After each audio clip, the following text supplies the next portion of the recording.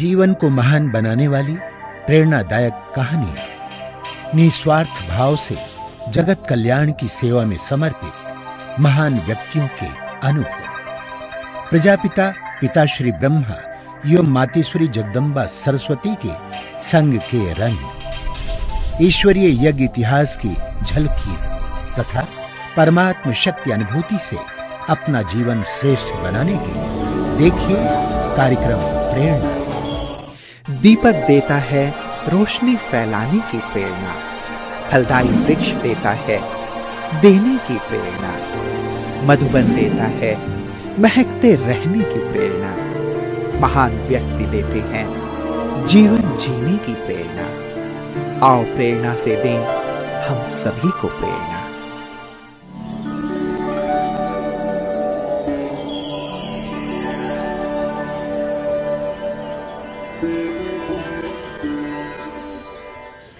नमस्कार, आइए प्रेरणा कार्यक्रम में आपका हार्दिक स्वागत है। साथियों, इस कार्यक्रम में हम आपकी मुलाकात कराते हैं ऐसी प्रेरणादायी हस्तियों से जिनका संपूर्ण व्यक्तित्व निस्वार्थ सेवा करने और जीवन को दिव्य बनाने की प्रेरणा देता है। ये वो महान आत्माएं हैं जो अध्यात्म के पथ को अपनाकर ईश्वरीय प्रेम का रसपान करते हुए जन जन को ईश्वर के सानिध्य का अनुभव करा रही हैं। हमें आशा ही नहीं, पूर्ण विश्वास है कि आप भी इन दिव्य विभूतियों के अनुभवों से प्रेरणा प्राप्त कर अपना जीवन श्रेष्ठ और सफल बनाएंगे। तो लीजिए, प्रस्तुत है कार्यक्रम प्रेरणा।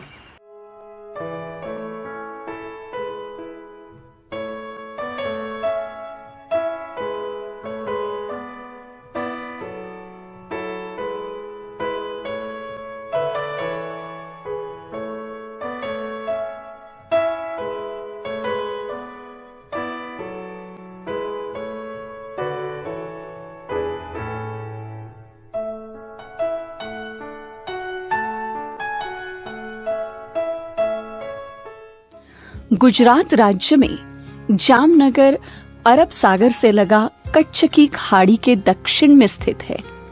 जामनगर का निर्माण जाम साहिब ने 1540 में करवाया था। जामनगर रिलायंस ऑयल रिफाइनरी के लिए भी प्रसिद्ध है। जामनगर के प्रजापिता ब्रह्मा कुमारी ईश्वरीय विश्वविद्यालय की मुख्य संचालिका के रूप में आदरणीय सुषमा दीदी जी विशेष निमित्त है। सुषमा दीदी का जन्म 1948 में पंजाब के अंबाला शहर में हुआ। बचपन से ही आप कर्मठ और सेवा भाव से भरपूर रही है। आप शांति प्रिय, सहज और सरल चित्त एवं ईमानदार है। आपको यह ईश्वरीय ज्ञान 1959 में अंबाला कैंट से प्राप्त हुआ। ईश्वरीय परिवार का निस्वार्थ स्नेह, सेवा भाव और पवित्रता ने आपका मन मोह लिया। 1963 में पहली बार आप दिल्ली में ब्रह्मा बाबा से मिले और जगदम्बा सरस्वती मम्मा से 1964 में अंबाला में मिलने का सौभाग्य आपको प्राप्त हुआ। मम्मा बाबा की विशेष प्रेरणा प्राप्त कर 1968 से दिल्ली, आगरा, अमृतसर, चंडीगढ़, जयपुर, बीकानेर, मुंबई आदि सेवा केंद्रों पर सेवा देते हुए 1982 से आप जामनगर में ही अपनी ईश्वरीय सेवाएं दे रही हैं। समाज में ईश्वरीय संदेश फैलाते हुए शांति यात्रा, राजयोग द्वारा सुख शांतिमय जीवन, आपका स्वास्थ्य आपकी मुट्ठी में, युवा पदयात्रा, अलविदा तनाव एवं अनेक आध्यात्मिक मेलों का आपने आयोजन किया है। वर्तमान समय 3 सेवा केंद्र, 16 गीता पाठशालाओं में 1000 से भी अधिक विद्यार्थी परमात्मा प्यार एवं शांतिमय जीवन की अनुभूति कर रहे हैं।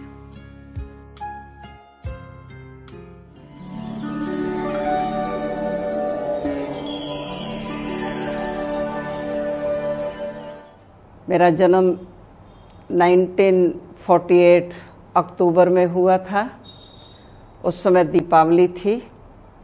इसलिए लौकिक में भी सब समझते थे कि हमारे घर में लक्ष्मी आई है। तो लौकिक माता पिता भी ये समझते थे कि बच्ची हुई है तो अच्छे संस्कार मिले। तो ऐसे चलते चलते जब हम 4 या 5 क्लास में पढ़ते थे तो माता पिता जब बहनें आई थी तो उस समय वहाँ पर गए थे, हमारे फादर के मित्र के घर में कुछ प्रोग्राम था सत्संग का। तो वहाँ पर जब गए तो हमें अच्छा लगा, क्योंकि पहली बार हम सब फैमिली सहित गए थे। और धीरे धीरे उस समय कोर्स का इतना रिवाज नहीं था। दादियाँ हमें 2-3 दिन में ही पूरा कोर्स आदि करा देती थी। आत्मा का परिचय, शिव बाबा का परिचय, और तीसरे चौथे दिन तो अखंड योग आदि करना शुरू कर देते थे। और इसी में जब मुझे याद है कि जब हमारे पेरेंट्स जाते थे तो मुझे एक बार नींद में बहुत जंगल से मैं गुजर रही थी, तो डर लग रहा था। तो मैंने देखा एक चारपाई के ऊपर कोई बुजुर्ग अपने बैठे हुए थे और काफ़ी खांसी कर रहे थे। तो हमने उनको कहा, बाबा जी हमें ये रास्ता पार करना है, हमें डर लगता है। तो उन्होंने उंगली पकड़कर हमारी पूरा रास्ता उन्होंने क्रॉस करा दिया। तो इस रीति से 2-3 बार ये स्वप्न में आए, लेकिन हमने माता पिता को नहीं कहा, क्योंकि सफ़ेद कपड़े वाला स्वप्न में दिखाई दे तो ऐसा समझते थे कि भाई कोई की मृत्यु हो जाएगी, इसलिए हमने किसी को बताया नहीं। लेकिन गुरुवार का दिन था तो हम लोग जब भोग खाने के लिए गए तो उस समय देखा हमने सामने ही बाबा का चित्र था। फिर हमने माता जी को कहा कि ये स्वप्न में मुझे बूढ़े बाबा जो है स्वप्न में आए थे और उन्होंने बहुत अच्छी बातें सुनाई और मेरा हाथ पकड़ करके मुझे जंगल से पार किया। तो तब से हम बच्चे थे तो बच्चों को इतना ज्ञान नहीं था, लेकिन हम हर गुरुवार भोग खाने जरूर जाते थे, और संडे, क्योंकि पहले यज्ञ में 2 बार भोग लगता था, संडे को और गुरुवार को। तो इस दादियों का प्यार बहुत अच्छा लगता था, क्योंकि दादियाँ प्यार से भोग खिलाती थी, भोग देती थी और गोदी में बिठाती थी। बच्चों को तो उस समय इतना कुछ ख्याल नहीं होता है, बस दादियों का प्यार ही हमें जहाँ तक कहें कि वो ज्ञान में लेकर के आया। इसी रीति से चलते रहे। तो जब हमने 9 क्लास पास की तो उस समय विचार आया कि ये ज्ञान भी बहुत अच्छा लगता है, क्योंकि ज्ञान अच्छा लगता है, अपना जीवन कैसे बनाएं। इसी में हम आपको एक बात बताएंगे कि हमारी मदर ने एक ये निश्चय किया था कि मेरे जब बेटी होगी तो मैं उसको मीराबाई बनाऊंगी, क्योंकि पहले ज़माने में सास का थोड़ा बहू को तंग करना काफ़ी होता था। तो लौकिक मदर को भक्ति बहुत पसंद आती थी, यहाँ तक कि वो हमारी दादी जो थी वो गीता आदि भी पढ़ने नहीं देती थी। तब से उन्होंने निश्चय किया था कुछ भी हो जाएगा लेकिन मैं अपनी बच्ची को मीराबाई जरूर बनाऊंगी। तो ड्रामा अनुसार माना कि कुदरती ये ज्ञान भी मिल गया। तो उस समय फिर हमें ये सेंटर जाना अच्छा लगता था। दादियाँ जो बहुत अच्छी बातें सुनाती थी हमें बहुत अच्छा लगता था। योग भी जो सिखाया वो भी अच्छा लगता था। बच्चा बुद्धि होने के कारण योग में बैठते थे, बस अपनी रीति से बाबा को याद करते थे। लौकिक फादर भी ध्यान में जाते थे। उनको इतना निश्चय नहीं था। उन्होंने एक संकल्प किया था कि अगर भगवान तो इस सृष्टि पर आया है तो मुझे अर्जुन वाला साक्षात्कार कराओ। तो देखा तो एक बार जब फादर को मदर ज़बरदस्ती ले गई, 26 जनवरी का दिन था, तो जब फादर जा रहे थे सेंटर पर तो उस समय उनको ये साक्षात्कार हुआ था। पीछे 4 व्हीलर वाला आ रहा था, वो रास्ते के लिए हॉर्न बजाता गया, लेकिन उनको कुछ पता नहीं। तो धीरे से उसने उनको थोड़ा पाँव में जैसे टक्कर सी लगी, तो एकदम फादर को लगा। तो उन्होंने कहा भाई तुम गाड़ी का हॉर्न बजाओ। तो उन्होंने कहा जी मैं तो बहुत समय से बजा रहा हूँ लेकिन आपका ध्यान नहीं था। तब उनको याद आया कि ये मुझे आज अर्जुन वाला ही साक्षात्कार हुआ। इसलिए इस दृष्टि से देखें तो 26 जनवरी को हमारा अलौकिक जन्मदिन हम लोग सभी मनाते हैं फैमिली सहित। तो पिताजी को तब से ध्यान का पाठ खुला हुआ। तो हम लोगों के फैमिली में हम सब इकट्ठे जाते थे। हमारी मदर के अंदर बहुत गुस्सा होता था। कोई भी जब गुस्सा आता था तो कुछ भी हाथ में आए तो बच्चों को मारते थे। लेकिन जब से पहले दिन से ही वो ज्ञान में गई तो उसने गुस्सा बिल्कुल छोड़ दिया।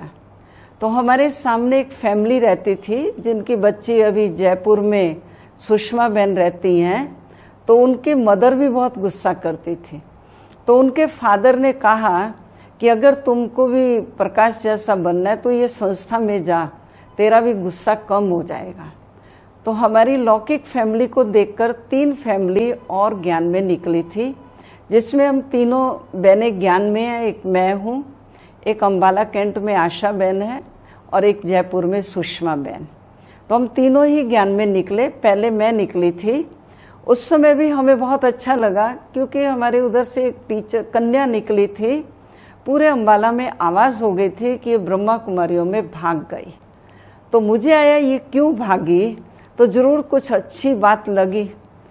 तो हमने ध्यानी दादी को कहा, क्योंकि हमारे पास उस समय ध्यानी दादी जी थे और राधे दादी जी, जिनका यज्ञ में एक एक्सीडेंट हुई थी गाड़ी का, तो उसमें उनका हाथ कट गया था।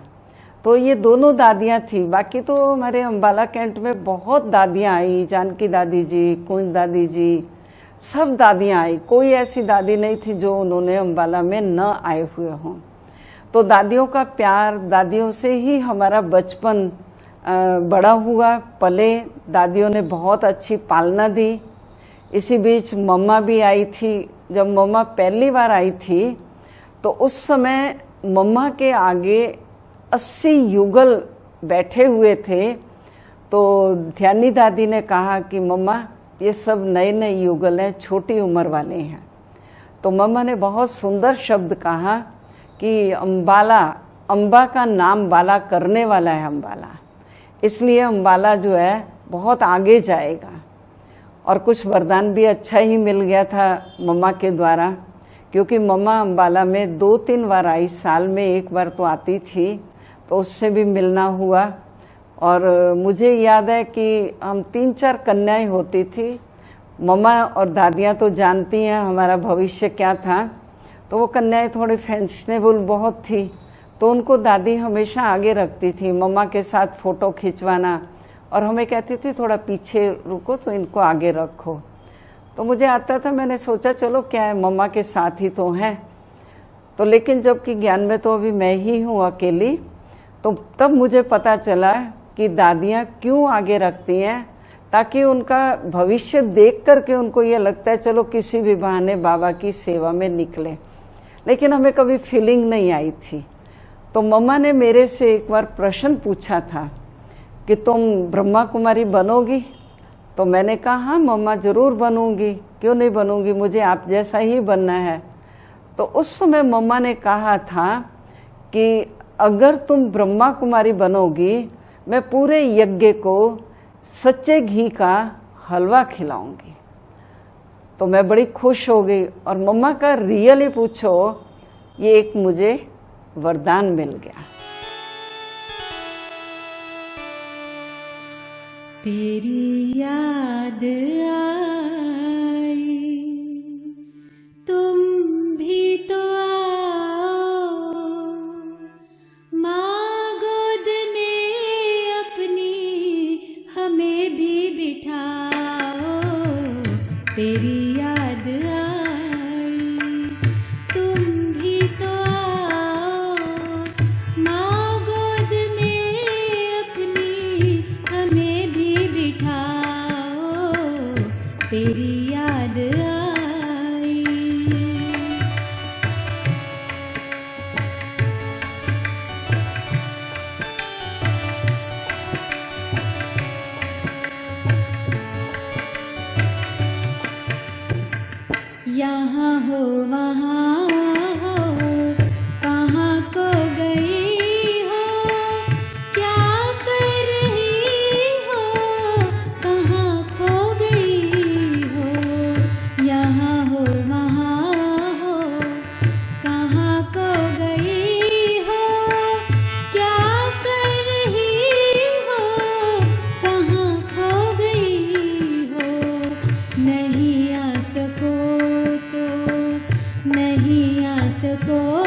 तो पता ही बताओ, माँ गोद में अपनी हमें भी बिठाओ, तेरी याद आई।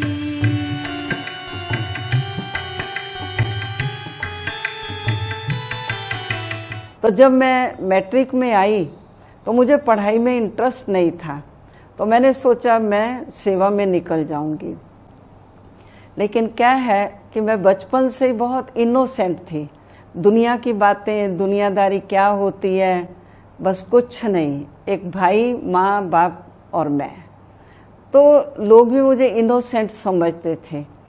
तो मुझे ये था, मदर कहती थी कि तुम ज्ञान में चलोगी, पर तुम कैसे आगे बढ़ोगी।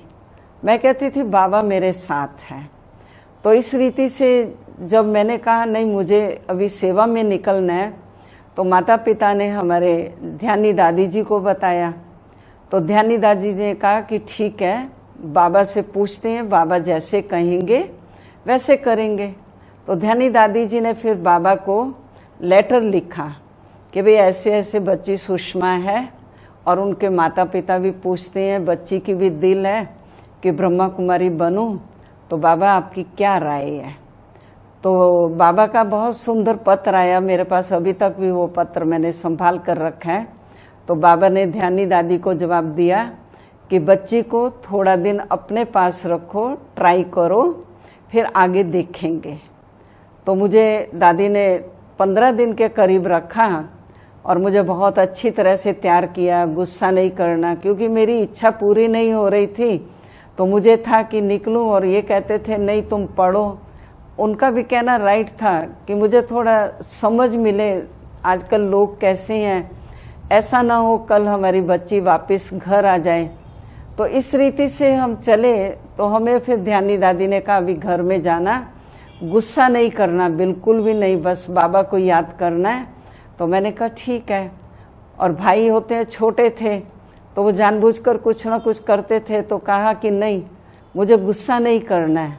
मैं ये संकल्प लेकर आई थी। और थोड़े दिनों के बाद मुझे याद है पहली बार मैं बाबा से मिली थी जब बाबा मेजर की कोठी में आए थे। उसके बाद मेजर ने शरीर छोड़ दिया था। उसी स्थान पर मैं पहली बार बाबा से मिली थी। और फिर दूसरी बार तो हम डायरेक्ट मधुबन गए थे। तो जो ही हम गए पहुँचे मधुबन, तो बहुत सुंदर लगा, बहुत अच्छा लगा। तो शाम की क्लास में हम बैठे थे, आगे आगे बैठे थे। तो बाबा आए, बाबा को देखते ही तो बहुत खुश हो गई मैं। तो सबने यही कहा था कि अगर बाबा कहेंगे ना पढ़ना है तो फिर तुमको समर्पित नहीं करेंगे। तो इस रीति से संकल्प लेकर गई थी, कुछ भी हो मुझे सेवा में निकलना है। मुझे याद है एक बार जब हम बाबा के पास ही थे, शुरू में जब निकले, तो क्लास के बाद बाबा की रोज उंगली पकड़ करके मैं भी बाबा के साथ साथ घूमती रहती थी। तो बाबा रोज मुझे कहे बच्ची तेरा नाम क्या है। मैंने कहा सुषमा। फिर दूसरे दिन बाबा के बच्ची क्या नाम है। मैंने कहा बाबा आप मेरा नाम क्यों भूल जाते हैं। अच्छा बच्ची कल से नहीं भूलूंगा। बाबा भी बच्चों के साथ बच्चों जैसा ही बन जाता है। तो फिर बाबा भूले कि अच्छा बच्ची मैं भूल गया, अभी मुझे याद आ गया तेरा नाम। तो इस रीति से बाबा ने मेरे से एक प्रश्न पूछा कि शिव बाबा चित्र वाला है या विचित्र है।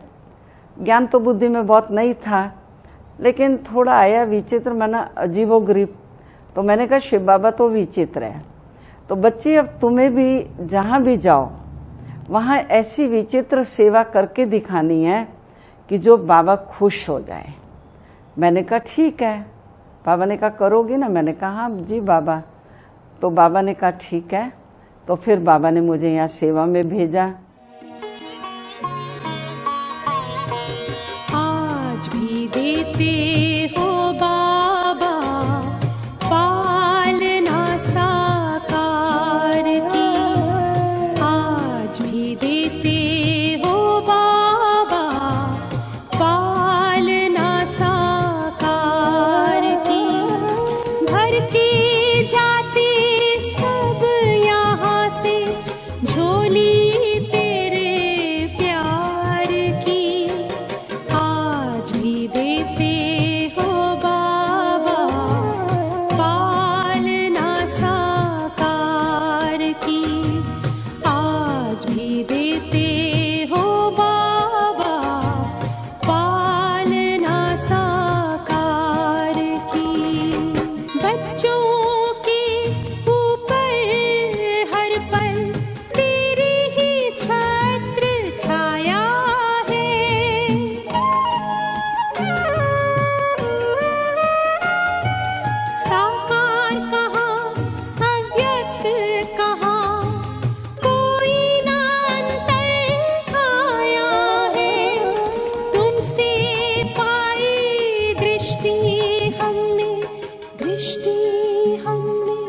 दृष्टि हमने शिव निराकार की।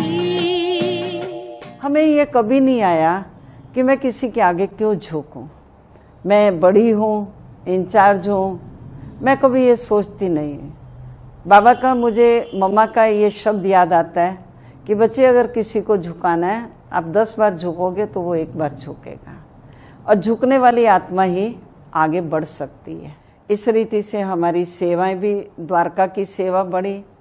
द्वारका की सेवा में पूरे वर्ल्ड में से भी आते हैं, और इंडिया के भी टॉप लेवल के वीआईपी, वीवीआईपी भी आते हैं।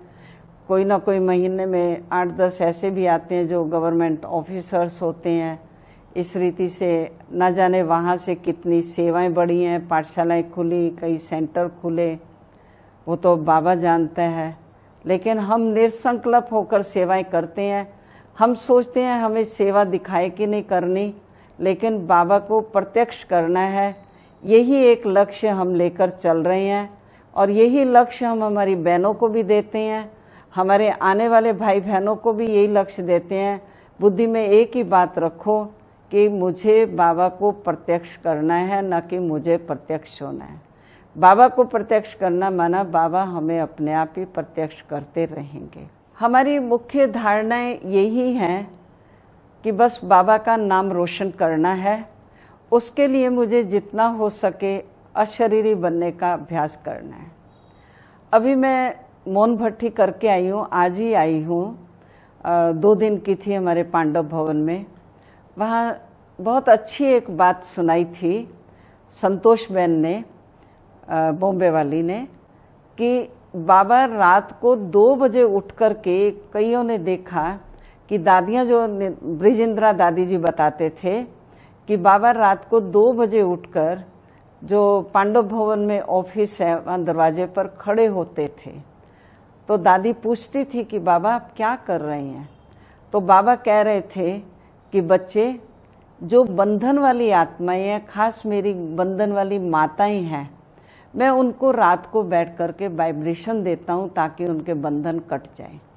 मुझे ये बात बहुत दिल से चुभी है, इसलिए मैंने वहाँ से ये संकल्प लेकर के आई कि मुझे भी अब बाबा की तरह ये सेवा करनी है। दूसरा मेरा धारणा ये रहती है कि सभी को मेरी तरफ से खुशी मिलती रहे, किसी को भी मैं गिराने के निमित्त नहीं बनूं। अगर मैं कुछ आगे अच्छा नहीं कर सकती हूँ तो बुरा करने का भी मुझे कोई अधिकार नहीं है। इसलिए मैं अपने जीवन की ये धारणाएं रखकर चलती हूँ, सबको आगे बढ़ाऊं और खुद भी आगे बढ़ती रहूं, और शांति से, मीठे शब्दों से, जोश में भी नहीं, गुस्से से भी नहीं, प्यार से। जो बाबा ने हमें प्यार दिया है, बाबा के साथ रहकर हम प्यार सीखे हैं। मम्मा से जो सीखा है, दादियों से जो सीखा है, मुस्कुराते रहो, मैं यही धारणाओं के आधार से चलती।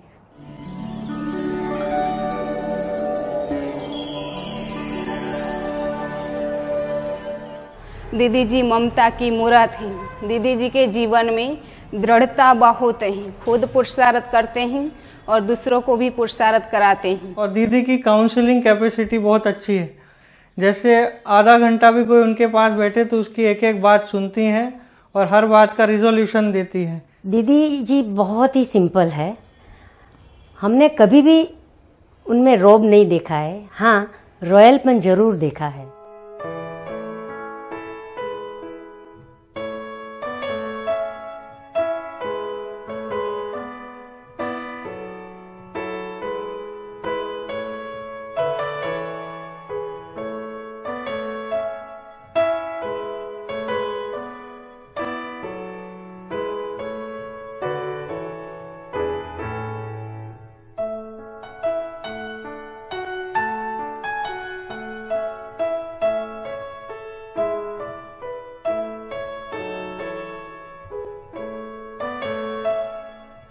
तो बाबा ने भी उन्होंने सप्तऋषि का टाइटल दिया है, तो वैसे ही दीदी के अंग अंग में एक सप्तऋषि की जो धारणाएं है, जो पावर है, वो दिख रही है। वो पूरा तप इतना है कि वो उसकी पावर पड़ते ही एक वाइब्रेशन फैल जाता है। तो दीदी धारणा में पक्की है, किसी को भी नियम, बाबा के नियम के विरुद्ध किसी को परमिशन नहीं देते थे और इतना पक्का श्रीमत पर सबको रखते थे कि कहीं भी यहाँ से ट्रांसफ़र होकर के कोई भी जाते हैं ना तो वो पक्का ज्ञान में रहते हैं। दीदी छोटे बड़े सबका रिगार्ड रखती है। अगर छोटे बहनें भी अगर कोई अच्छी बात कहे तो दीदी उनको भी स्वीकार करती है।